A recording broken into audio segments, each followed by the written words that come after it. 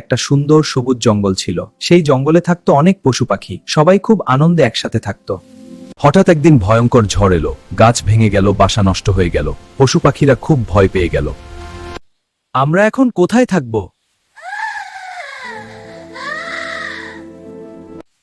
ভয় পেও না বন্ধুরা, একসাথে থাকলে উপায় পাওয়া যাবে।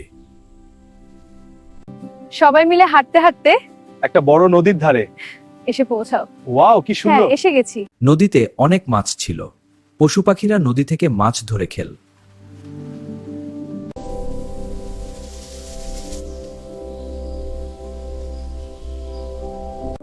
ধীরে ধীরে সবাই খুশি হয়ে গেল। নদীর ধারে শুরু হলো নতুন জীবন। পশু পাখিরা বুঝলো, ঘর মানে শুধু জঙ্গল নয়, ঘর মানে একসাথে থাকা। এইভাবেই বন্ধুত্ব আর একতার জোরে সব বিপদ জয় করা যায়। হ্যাঁ, একসাথে এগিয়ে যাই।